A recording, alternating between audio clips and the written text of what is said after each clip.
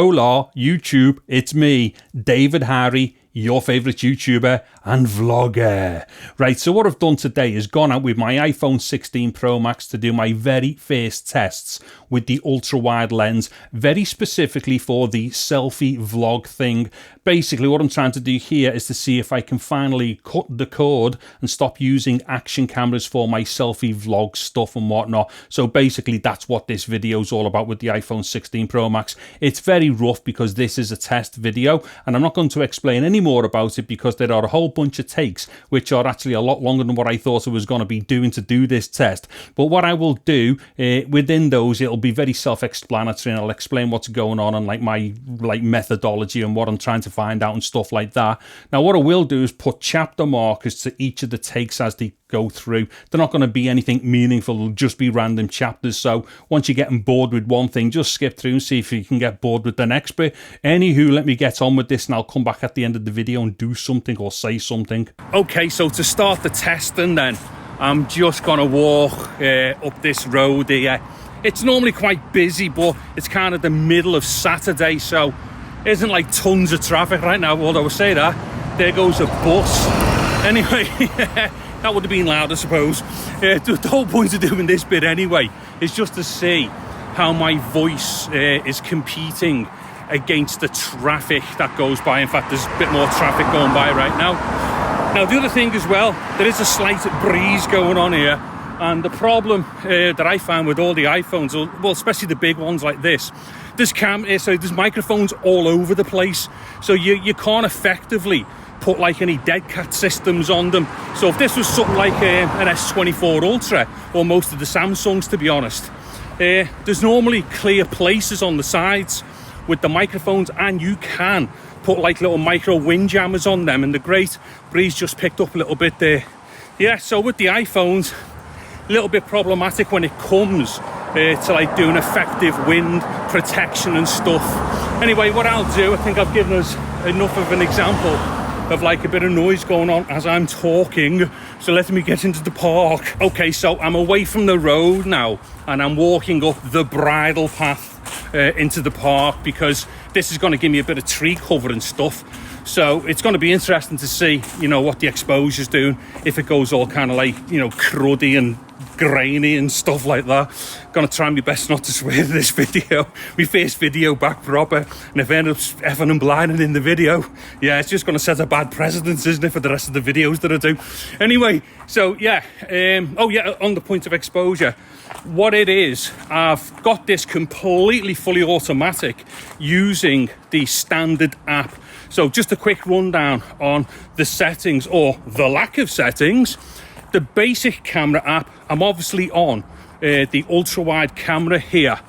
And as far as everything else is concerned to do with exposure, white balance and all the rest of it, that just gets taken care of automatically. So you kind of like, you're in the lap of the gods, or the lap of the Apple gods with this stuff. However, there is one function you can do, which is to lock off white balance once the recording starts. So basically, as you're recording, if you select that function, as you're moving about, the white balance will stay the same as it was when you first hit the shutter button. However, you can't control the white balance to start off with, so that's a bit of a useless function as far as I'm concerned, because if the white balance wasn't proper to start off, when you lock it that way, it's just going to be shit off. It's not going to be very good to the rest of your take. Now, as far as the codec is concerned, I'm just using HEVC or H.265. I don't know what the bit rate is or whatever. There's no control over that within the base app. Now, there's something weird with this as well. Although we get the option to record ProRes is only giving you like options for like log and HDR. So it's a bit of a drawback, that I think, because most of us who don't do grading for our vlogs, because let's face it, a vlog is meant to be super convenient and quick, or at least that's how I treat them. I just want to record in Rec.709 and, you know, but basically use the best codec that I could. So I would use ProRes in like, you know, 709 if the option was there, but it isn't. Now, also on the point of white balance as well, which I believe is the main culprit for dodgy skin tones on every Apple phone that I've ever had. I'm just hoping that they're not as bad with this one. Now, I won't know until I go back and look at the footage, so I'll do a quick summary, obviously, after I've done this bit. But hopefully, as I've been going round, we don't see me going... I tend to go more orangey with Apple phones, and it's just not very flattering because I'm not orange, do you know what I mean? But nonetheless, what happens is, I tend to find that when you're going in and out of stuff, then you will see differences in skin tone. So you could start off the clip and the skin tone could be okay, but then you go into like a different kind of like lighting condition, and once the exposure changes and presumably it's shifting white balance with it, it just screws up the skin tones and stuff. I've hated that about the iPhones, and that's the reason why I would generally go towards like a Samsung phone, especially the S24 Ultra. In fact, the last three Samsung, like, you know, main Galaxy S series phones, they've all been great. In fact, probably the last 4 or 5, to be honest. But the thing is, with this white balance thing, it does do me head in, because I believe that that is the main issue that causes, or that's the main contributing factor to the issue with the dodgy skin tones and stuff. Yeah, but we'll see what this is doing, and I'll make a comment about it at the end of the video. Now, just a quick note as well about stabilization, right? I think that the stabilization on these phones are quite good. I don't know what this one's like just yet, because obviously I've still not watched the footage. However, what I tend to find with these iPhones is that when you do the recording, it kind of looks stabilized if you preview it on the screen. However, when you play it back, the stabilization seems to have gotten better on the playback. So I think what's happening is the stabilizer is actually doing some kind of post-processing, you know, along the way and stuff, which you don't get to see live on screen. So hopefully the stabilizer's doing a good job. I mean, to be honest, I don't need it to be like, you know, GoPro perfect stabilization, because let's face it, that's the only good thing about a GoPro in the first place. But I would, you know, as long as it's okay and I can walk around without trying to like creep around like a friggin' ninja or something in order to try and assist the stabilizer, which seems like a stupid thing to do. You don't buy something which says it stabilizes, but then you have to compensate for the stabilizer. What the fuck? What is that all about? Actually, I don't know if I've mentioned so far like frame rate and resolution and stuff. I should have probably have led with that. However, this is just random crap that I'm doing here. This is like the first thing that I've done with it. So we'll just go out, shoot a load of bollocks and talk a load of bollocks, do you know what I mean? Hence why it's called a test. Anyway, yeah, so it is in 4K and it is in 24 frames per second because that's cinematic. What a load of bollocks, cinematic. The thing what I don't get about all that shit, right? I think I can get away with saying shit. The thing with all that shit that I don't get is that people go, oh yeah, you got to shoot 24 to be cinematic. Yeah, if you live in a PAL territory, you're shooting at 25. Now, the difference between 24 to 25 is like, what is it? About 4 to 5%, maybe a bit less, whatever it is. I can guarantee you there is not one person on this planet who can tell the temporal difference between 24 and 25. So if cinematic is like 24, surely so is 25. Now what I'm going to do is a little bit of like extra low light stuff here. So what I'm doing, I'm going into like more tree cover, but more than where it was before. So it's going to be interesting to see what happens here. Now, you know, this is going to be gaining up crazy, and you know, you got to expect, you know, little tiny sensors like these and whatnot to, like, you know, introduce noise. You know, I personally don't get bent out of shape about that type of stuff to do with small cameras. You know, even the likes of GoPros, I give those a big pass with stuff like that, because as far as I'm concerned, it's really like unreasonable to expect like small sensored cameras, whether they're on phones or, you know, action cams, you can't expect them to do well in low light. It's that simple. It's basically the laws of physics. And if you go beyond the laws of physics, then you've got to get into computational photography or computational videography. And at that point, you're basically destroying the picture anyway. Okay, so I've probably done enough here. Whoa, a squirrel's just thrown a nut. Fuck! Sorry, I was just having a beef with some squirrel. It was definitely throwing shit out of the tree at me. Anyway, that'll do for the low light bit. Okay, so I'm going to stand relatively still for this little bit here. And the kind of breeze or the wind has dropped off a little bit. It's still kind of here a little tiny bit, but this should be a good spot here just for me to concentrate a little bit on the audio or the mic stuff. So basically what I've done here is recorded in whatever the iPhone 16 Pro Max does as far as audio. Like I say, it's got a number of microphones around it, so it basically treats them like an array system, and you can do all kinds of stuff after the fact, all those weird psychoacoustic processors that they've just introduced into the phone. However, I've already had examples of those things. I'm not really into them. But the thing is, ultimately, this will produce a stereo recording from whatever mics it's chosen to record with.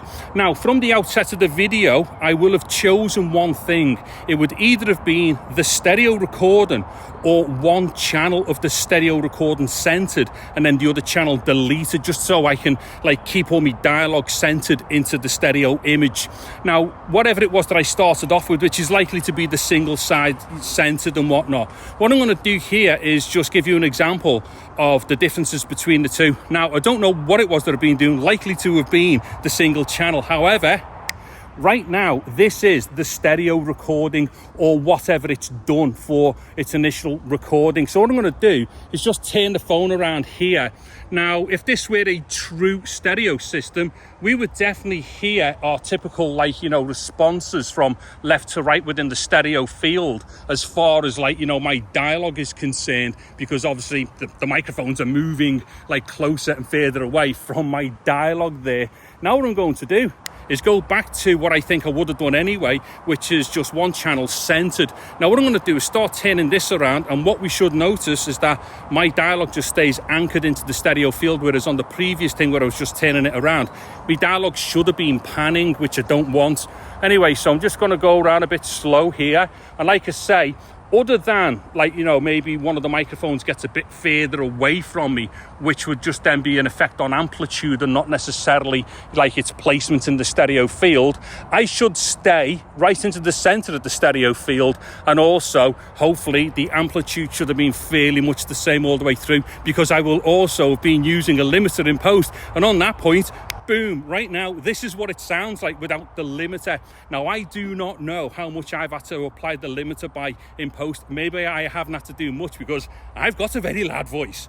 Anyway, boom, I'm now back to whatever the limiter was doing. Now, the thing is, using the limiter, and I use LoudMax for this. If anybody's interested, I'll maybe do a quick video on that. I did do a video about LoudMax ages ago, but in true Dave Harry fashion, it was dead long and boring, and it could have been a lot shorter. Anyway, I'll do a short quick video if anybody's into that, and maybe its use with the DaVinci Resolve. Anywho, so as far as audio and stuff is concerned, I was actually going somewhere there, but because I'm getting dead old and my brain's getting all knackered, I can't keep train of thought because I just keep skipping past things. I think about it in my head, but then it just goes. Anyway, let me just do one other thing before I get off. Okay, so what I'm going to do here is just a relatively slow pan. It does look okay on the screen, because obviously I'm now looking at the iPhone screen here as I'm doing this, so just going to turn slowly and see what's going on.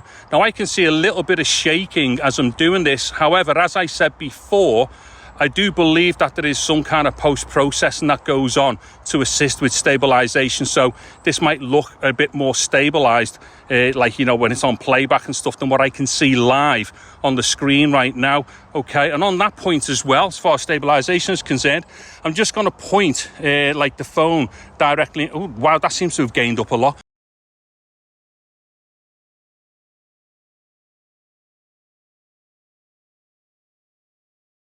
I'm going to point the phone right in front of me, and I'm just going to start walking down here.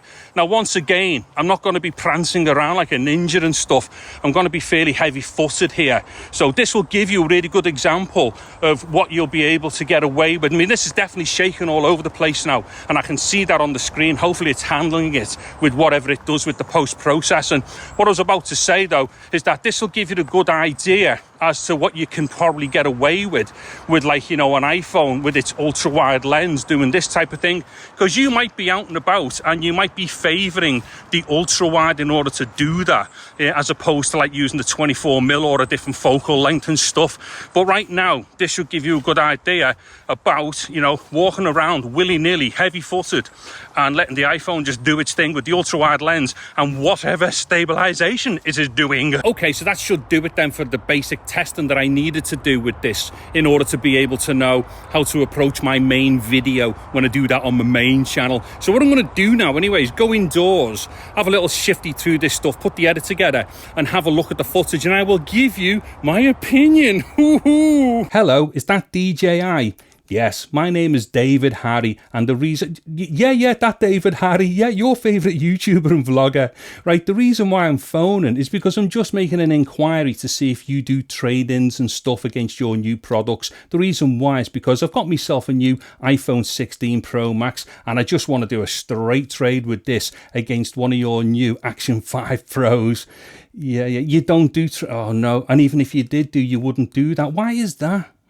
No, I totally agree with you. The iPhone 16 Pro Max is utter fucking shit. Okay, so just getting straight into it then, there's a whole bunch of problems with this as far as I'm concerned. Now, the one thing that I will say, and like, I'm not going to drag this out forever or anything, but, you know, as a convenience thing, it's okay. But basically, this iPhone 16 Pro Max ain't doing anything or bringing anything new to the table, like beyond what the 15 Pro Max did. Now, the first thing is, I am super orange. I'm not happy about that.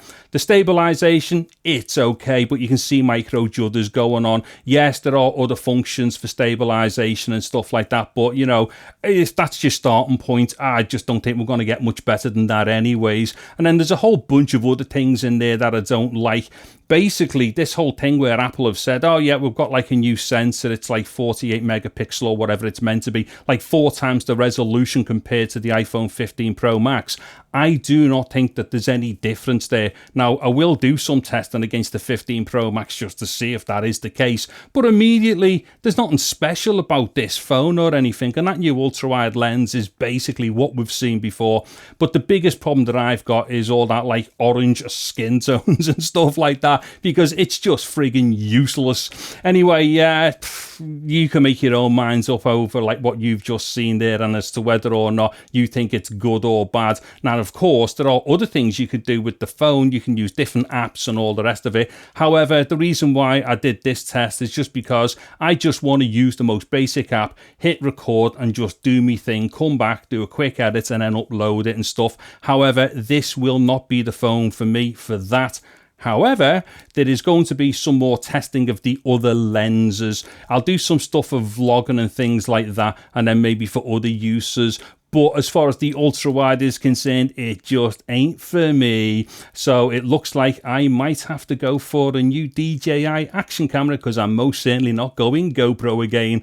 Anywho, I'm going to dive off. If you've liked the video, please do give it a thumbs up. A sub to the channel will be absolutely awesome. I'm David Harry. Thank you very much for watching this video. Take care and goodbye now.